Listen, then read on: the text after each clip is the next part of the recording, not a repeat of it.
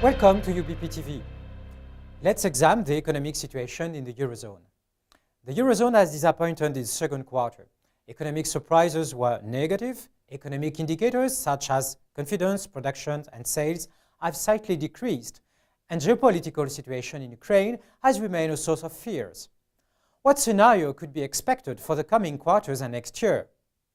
In average term, the eurozone is already on a 1% year-on-year growth trend after the first quarter. Growth is expected to be firmer in the third quarter, showing a 0.2–0.3% quarterly rebound after a mere 0.1–0.2% in the second quarter. The year-on-year trend should remain around 1%, and some acceleration is expected next year to 1.3–1.5%. The improvement should result from more positive contribution to growth at each country level, coming mainly from the peripherals. Effectively, Germany is already on a 2% year-on-year growth. The economic policy has favored domestic demand, and the recovery expected in the US and China should revive exports and capex in the coming quarters. So the German growth should continue to evolve around 2% in the coming quarters and next year. Outside Germany, growth is still weak, and we can distinguish between the winners and the laggards. Spain and Ireland are clearly the winners in terms of recovery.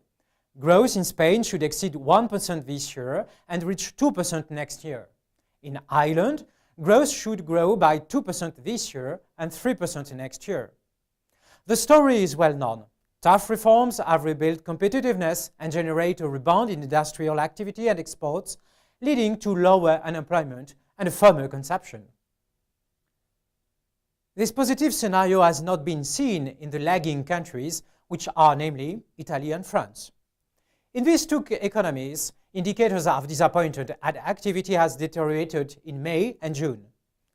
In Italy, while industry seems dynamic, reforms are still to be voted and, more importantly, to be implemented.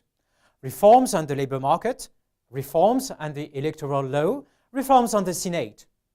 Mr. Renzi, the Prime Minister, has a political consensus, so Italy seems to be able to recover in the future. In France, reforms have been presented. Some have been adopted, but the implementation is slow, and the results will not be seen rapidly. We expect a stronger growth next year in these two countries, but it will be modest at 1.4%, 1.5%. If a higher growth is expected in the eurozone next year, this means that the economic policy should remain highly supportive. On the fiscal front, many governments have already presented some fiscal package to favor investment and the corporate sector next year. Moreover, the European Commission should adopt a very flexible attitude regarding fiscal and public debt targets. On the monetary front, the support from the ECB is crucial. The bank will pour more liquidity into the monetary system and should remain accommodative until 2018. So after 1 year recovery, the eurozone story remains positive and differences across euro members should reduce. But it will take time. Thank you and see you soon on UBP-TV.